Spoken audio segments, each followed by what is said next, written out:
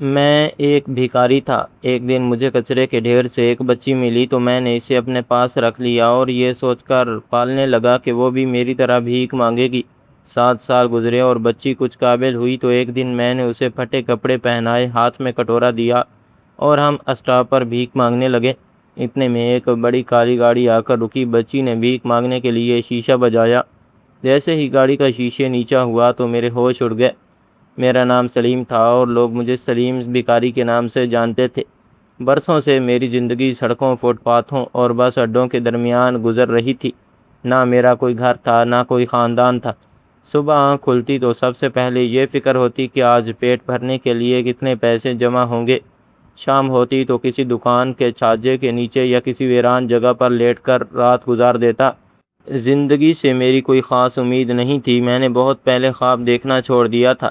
7 سال پہلے کی ایک سرد رات مجھے آج بھی اچھی طرح یاد ہے۔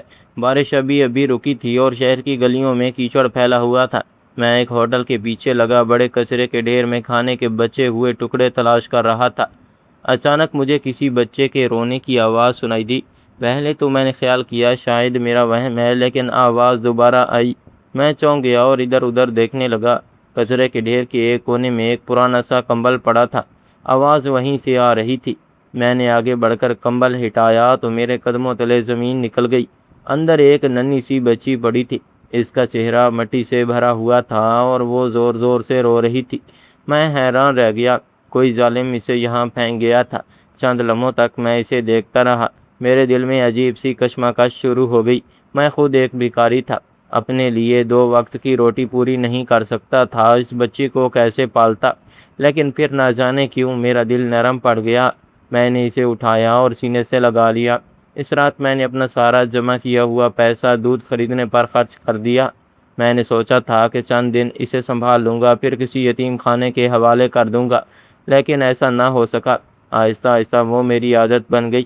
میں اسے اپنے ساتھ لیے پھرتا اور لوگ جب ایک بھکاری کی گود میں معصوم بچی کو دیکھتے تو زیادہ پیسے دے دیتے۔ شروع میں اسے صرف ایک ذریعہ سمجھتا تھا، لیکن وقت کے ساتھ ساتھ میرا دل اس سے جڑ گیا۔ میں نے اس کا نام عائشہ رکھ دیا۔ عائشہ تیزی سے بڑی ہونے لگی۔ وہ میری زندگی کی واحد و خوشی تھی۔ جب وہ ہنس کر مجھے بابا کہتی تو میرے دل کا سارا بوجھ ہلکا ہو جاتا۔ وہ اکثر پوچھتی بابا ہمارا گھر کہاں ہے؟ میں مسکرا کر کہتا بیٹی پوری دنیا ہی ہمارا گھر ہے۔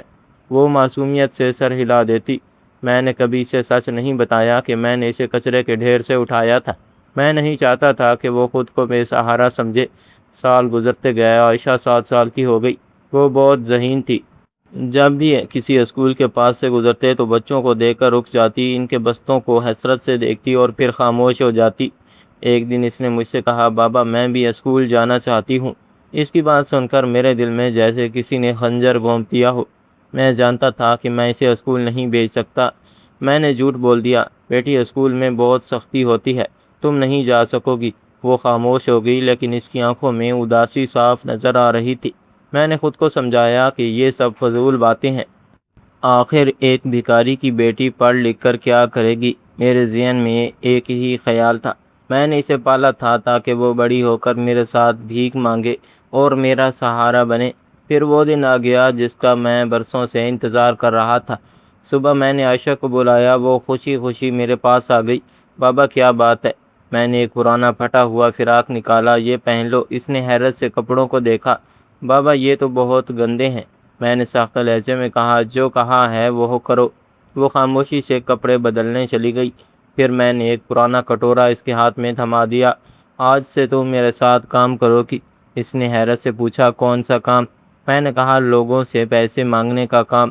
عائشہ چند لمحے مجھے دیکھتی رہی۔ اس کی آنکھوں میں سوال تھے، لیکن اس نے کچھ نہ کہا۔ ہم دونوں بس اسٹاپ کی طرف چل پڑے۔ وہ دن بہت گرم تھا۔ لوگ اپنے اپنے کاموں میں مصروف تھے۔ بسیں آ جا رہی تھی اور سڑک پر رش تھا۔ میں نے عائشہ کو سمجھایا بس لوگوں کے پاس جانا ہے اور کہنا ہے کہ کچھ پیسے دے دیں۔ وہ خاموشی سے سر ہلاتی رہی۔ پہلے وہ جھجک کر رہی تھی، لیکن آہستہ آہستہ لوگوں کے پاس جانے لگی۔ کچھ لوگ اسے نظر انداز کر دیتے اور کچھ چند سکے دے دیتے۔ میں دور کھڑا سب دیکھ رہا تھا۔ میرے دل میں خوشی تھی کہ اب میری کمائی بڑھ جائے گی۔ اتنے میں سڑک کے کنارے ایک بڑی سی کالی گاڑی آ کر رکی۔ وہ عام گاڑیوں سے مختلف تھی۔ بہت مہنگی اور شاندار۔ میں نے فوراً عائشہ کی طرف دیکھا، یہ اچھا موقع تھا۔ میں نے اشارہ کیا، جاؤ اس گاڑی والے سے مانگو۔ عائشہ کٹورا پکڑے گاڑی کے قریب چلی گئی۔ اس نے ہلکے سے شیشہ بجایا۔ چند سیکنڈ بعد گاڑی کا شیشے نیچے ہوا اور پھر میرے ہوش اڑ گئے۔ گاڑی کے اندر بیٹھی عورت کو دیکھتے ہی میرے جسم سے جیسے جان نکل گئی۔ اندر بیٹھی عورت کو دیکھتے ہی 7 سال پرانی یاد اچانک میرے ذہن میں تازہ ہو گئی۔ میں اسے فوراً پہچان گیا تھا۔ یہ وہی عورت تھی جسے میں نے اس رات دیکھا تھا جب مجھے عائشہ کچرے کے ڈھیر سے ملی تھی۔ میری سانسیں تیز ہو گئی۔ عائشہ ابھی تک گاڑی کے پاس کھڑی معصوم نظروں سے اندر دیکھ رہی تھی۔ عورت نے اس کی طرف دیکھا، غور سے دیکھا، پھر پرس کھول کر چند نوٹ نکالنے لگی، لیکن اسی دوران اس کی نظر عائشہ کے چہرے پر ٹھہر گئی۔ نہ جانے کیوں وہ چند لمحوں تک اسے دیکھتی رہی۔ پھر اس نے نرمی سے پوچھا، بیٹا تم اسکول جاتی ہو؟ عائشہ نے نفی میں سر ہلا دیا۔ کیوں؟ عائشہ نے معصومیت سے جواب دیا، بابا کہتے ہیں ہم غریب لوگ ہیں، ہمارے لیے اسکول نہیں ہوتے۔ عورت کے چہرے پر اداسی چھا گئی۔ اس نے گاڑی سے باہر نکل کر عائشہ کے سر پر ہاتھ پھیرا۔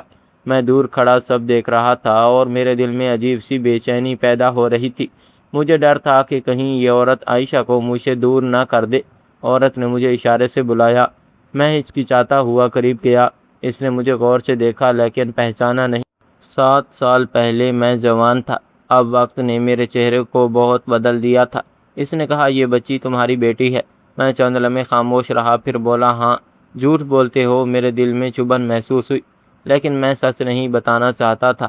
عورت نے کہا، اس کی عمر کیا ہے؟ 7 سال۔ عورت نے دوبارہ عائشہ کو دیکھا اور بولی، یہ بہت ذہین لگتی ہے، اسے بھیک نہیں مانگنی چاہیے۔ میں خاموش رہا۔ عورت نے اپنا کارڈ پر ایک پتہ لکھا اور میری طرف بڑھا دیا۔ میں ایک فلاحی ادارہ چلاتی ہوں، اگر تم چاہو تو کل سے وہاں اسے لے آنا، ہم اس کی تعلیم کا انتظام کر دیں گے۔ میں نے کارڈ لیا لیکن کچھ نہ کہا۔ عورت گاڑی میں بیٹھی اور چلی گئی۔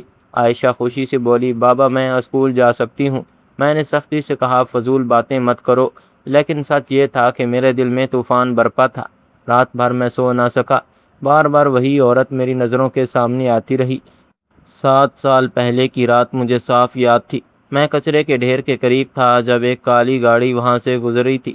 چند لمحوں کے لیے گاڑی رکی تھی اور میں نے اسی عورت کو اندر بیٹھے دیکھا تھا۔ تب میں نے سوچ لیا تھا کہ شاید اسی نے بچی کو وہاں پھینکا ہے، لیکن آج اس کے چہرے پر عائشہ کے لیے جو شفقت تھی وہ مجھے الجھا رہی تھی۔ اگلی صبح عائشہ بار بار اسکول کی بات کرتی رہی۔ آخر میں اسے لے کر اس پتے پر پہنچ گیا۔ وہاں ایک صاف ستھری عمارت تھی جہاں بہت سے غریب بچے پڑھ رہے تھے۔ عائشہ کی آنکھیں خوشی سے چمک اٹھیں۔ عورت نے ہمیں دیکھا تو مسکرا دی۔ اس کا نام نادیہ تھا۔ اس نے عائشہ سے چند سوال پوچھے۔ حیرت کی بات یہ تھی کہ عائشہ نے سب کے جواب بہت ذہانت سے دیے۔ نادیہ کافی متاثر ہوئی۔ اس نے فوراً اس کا داخلہ کروا دیا اور کتابیں بھی دلوا دی۔ واپسی پر عائشہ خوشی سے مسلسل بولتی رہی جبکہ میں خاموش تھا۔ دن گزرتے گئے، عائشہ روز اسکول جانے لگی۔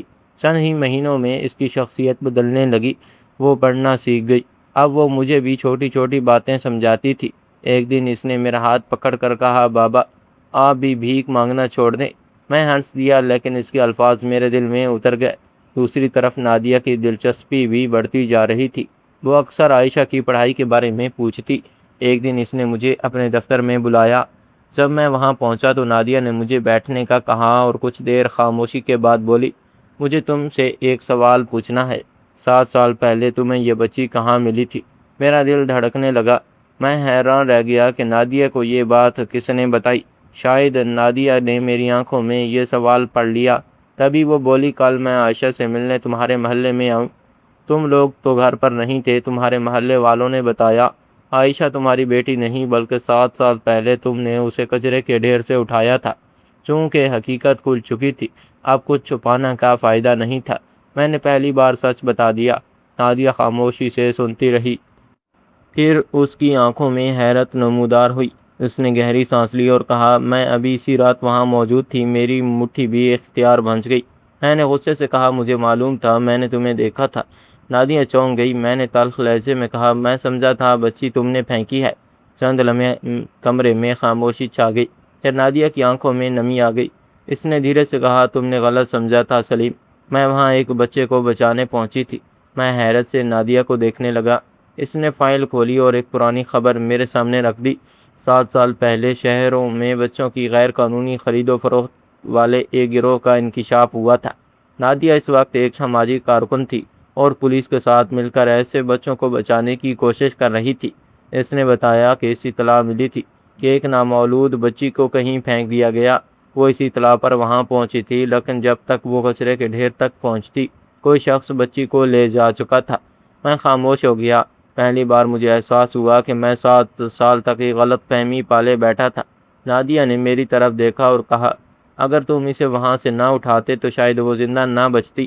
یہ سن کر میری نظریں جھک گئی۔ میں نے زندگی میں پہلی بار کسی کے منہ سے اپنے لیے تعریف سنی تھی۔ اس دن کے بعد میری سوچ بدلنے لگی۔ میں نے بھیک مانگنا کم کر دیا اور چھوٹے موٹے کام تلاش کرنے لگا۔ کبھی مزدوری کر لیتا، کبھی بازار میں سامان اٹھا دیتا۔ شروع میں بہت مشکل ہوئی، لیکن جب شام کو عائشہ خوشی سے اپنا ہوم ورک سناتی تو میری ساری تھکن ختم ہو جاتی۔ وقت گزرتا گیا، عائشہ کلاس میں سب سے آگے نکلنے لگی۔ اساتذہ اس کی تعریف کرتے تھے۔ ایک دن اسکول میں تقریری مقابلہ ہوا۔ عائشہ نے پہلی پوزیشن لی۔ جب وہ انعام لینے اسٹیج پر گئی تو میری آنکھیں بھر آئیں۔ مجھے وہ دن یاد آ گیا جب میں نے اس کے ہاتھ میں کٹورا تھما دیا تھا۔ اگر نادیہ اس دن نہ ملتی تو شاید آج بھی وہ سڑک پر بھیک مانگ رہی ہوتی۔ میری آنکھوں میں فخر تھا۔ کئی سال بعد پہلی بار مجھے محسوس ہوا کہ زندگی صرف پیٹ بھرنے کا نام نہیں، انسان کے پاس ایک مقصد بھی ہونا چاہیے۔ میں نے عائشہ کو اپنے سینے سے لگا لیا۔ کبھی میں اسے اپنے سہارے کے لیے پال رہا تھا، لیکن حقیقت یہ تھی کہ وہی میری زندگی کا سب سے بڑا سہارا بن گئی۔ کہانی اچھی لگی ہو تو ویڈیو کو لائک اور چینل کو سبسکرائب کر دیں۔ ملتے ہیں اگلی ویڈیو میں، تب تک کے لیے اللہ حافظ۔